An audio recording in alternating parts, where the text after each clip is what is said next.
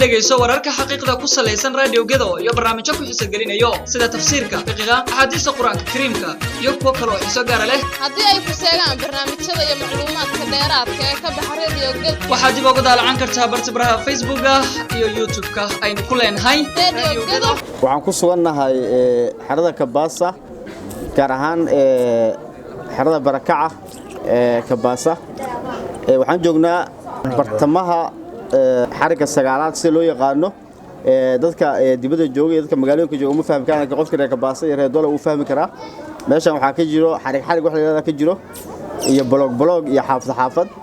marka waxaan ku suganahay suuqa weyn ee Barakaca ee Kabaasa waxaan la joognaa oo ku suganahay maqaayada nolol iyo nafaqo waa meel aad ku noolaanayso nafaqana ay ku galaysaa wax ka cuntid marka hore maqaayadana ayaan dadka bari doona haduu Ilaahay yiraahdo waa maqaayad lagu kariyo cuntada Soomaalida soorta digirta dhammaan cuntada markaas Soomaalida ayaa wadaniga laga kariyaa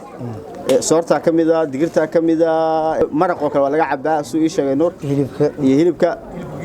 hilibka geela la fiisay iyo maraqiisa iyo wax baa laga cabaa kirsho milishka baasha loo yaqaano caloolida laga cunaa iyadoo maraqeedii ayadii waa la cunaa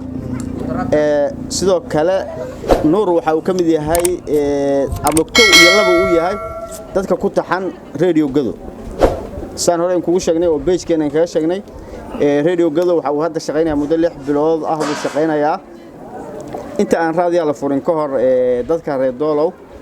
ilaa 40 kilomitir buu raadiyaha gaaraa dadku inta badan islaameyna soconin hadda waxaad moodaa dadku inay iska warqabaan waxaan hadda bilownay inaan la hadalno dadkeena dibadda jiro dadkeena Soomaaliyeed waxay ku kala sugan yihiin dalka iyo dibadda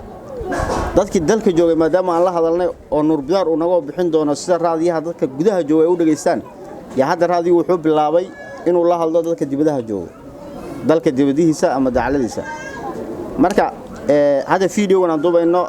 waxaan gelin doonaa YouTube-keena iyo page-keena aan gelin doonaa raadiyaha uu leeyahay oo si toos ah dhammaan dunida dacaladeeda looga daawan doono haduu ay yiraahdo Nuur waxa uu kamid yahay dadka markaas ku taxan Radio Gado waxa uu ka warbixinayaa bal farqiga u dhaxeeya Radio Gado inta la furin oo maanta 6 bilood uu furan yahay hadda iyo maanta waxa u dhaxeeyo buu warbixinayo soo doona Nuur ku soo dhawow Radio Gado hadda ka wixii jirtay telefoon ama raadiyo kala hadli jirtay maanta isagoo video ah oo codkaada duubayo oo adduunka lagu gaarsiinayo aragtaa bal ku soo dhawow Radio Gado page-keeda assalaamu calaykum waraxmatullaahi wabarakaatuh horta waad mahadsantihiin 114 quraanka cadiisa ku mahadsantihiin 6666 aayadood ku mahadsantihiin waa sharaf badantihiin maadaama Radio Gado markii intii ayna jirin aan ku jirnay dad macnaha mugdi habeen jooga godcur oo kale Radio Gado 6 bilood ee hadda la keenay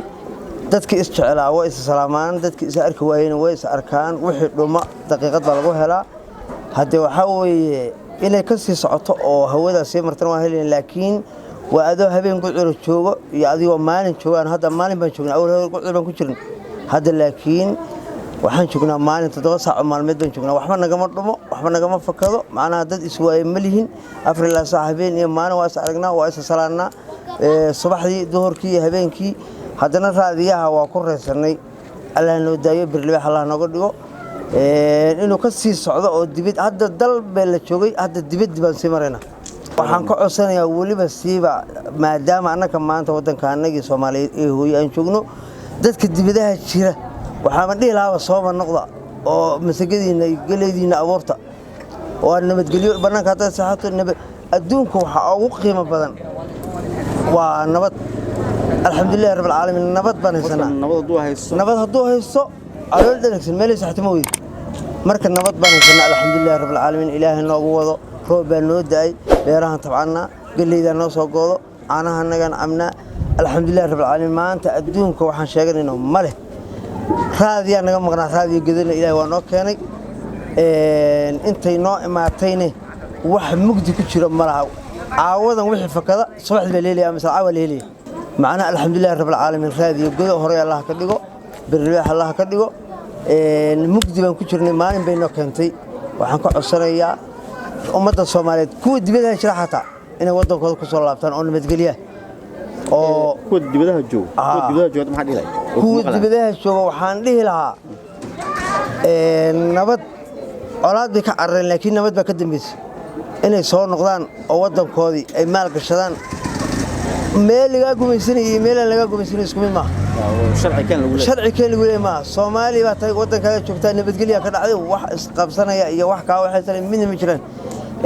inta waddan shay joogleed anigu waxaan ku dhibanayaa ciideeda iyo waddankayga kuwa dibadda jira waxaan ka codsan lahaa waddankooda inay ku soo noqdaan shaqaalaha radio gada maxad ilay shaqaalaha radio gada waa u duceynayaa waxaan ugu duceynayaa wiil caano waxaan ugu duceynayaa in ilaahay cimrigooda dheereeyo aakhirana cibaadasan ilaahay siiyo waxaan ugu duceynayaa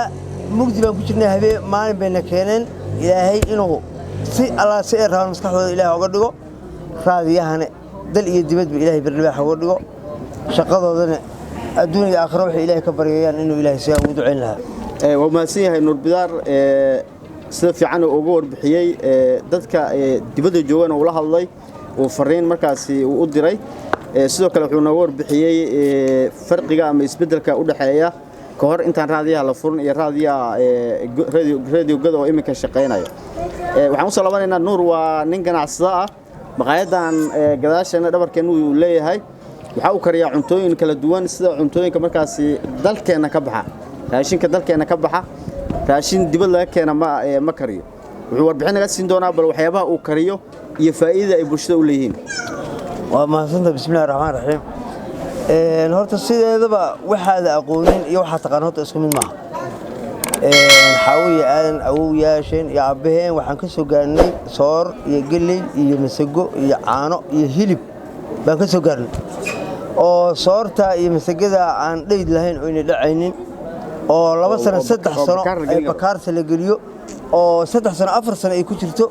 ayadoo sideedii haddana shiidka la geliyo dadka hore Soomaalida waxay isbeysan jireen bakaar hal sano waxay cunlaan beysan jireen 3 sano 4 sano ay ku jiraysaa marka hadda waxa la keenay raashin leeyahay dheyd buu ku xiran yahay macnaha uu dhici rabaa adigoo laga yaabo inuu dukaanka yalo uu ku dhaco adiga soo gadato hadhow reerkii dhibaato ay ka dareemaan ilaa calooshii raashin dhacay la geliyay bismillaahir rahmaanir rahiim hadda waxaan keenay masagidi baan turnay soor baan ka dhignay hilibkii kalaan kal baa laga dhigay maxaan ku dhahay caanihii goonideeda loo cabaa maraqii goonideeda loo cabaa haddii ninkii calooshii wixii u xirmi lahaaba laba koob maraq cabay hilibkiisa cunay soortiisa cunay masagadiisa cunay waba kaaba riixi roobkooda iyo dhiiska socdaaba maqaayadada bariis iyo baasto ma lagu kariyo laguma kariyo waa hilib iyo kalaankal iyo maxaan ku dhahay galey iyo masago iyo digir haye marka dadka soo cunayaan marka dadka soo awal hore leeyma aqoonin bada hadda markii la bartay ninba taabta hadda caafimaad ba ilaa 40 kilomitir ba hadda la dhahay Nuur Bidaar meeshiis maxaa lagu kariyaa ninba keena marka daba shacabkana waxaan fari lahaa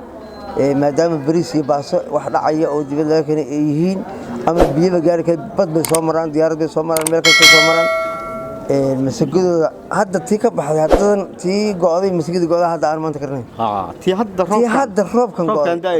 la go'da hadda karnay marka xillidan dambe Soomaaliya waxa ka jira cudurro aan la aqoon jirin sida kansarka kale gaaska kale dhiig karka sonkorta kale waxa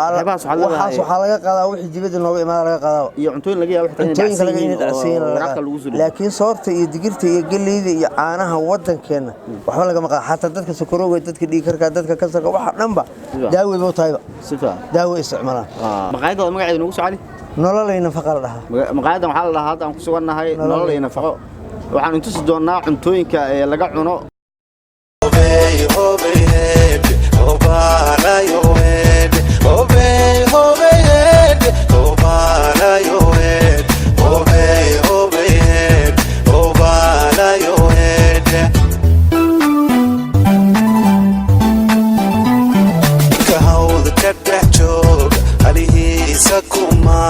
hadubana ogela algeed la fariist hobe ninka hawda ka dhex joog alihiisa kumaan hadubana ogela algeed la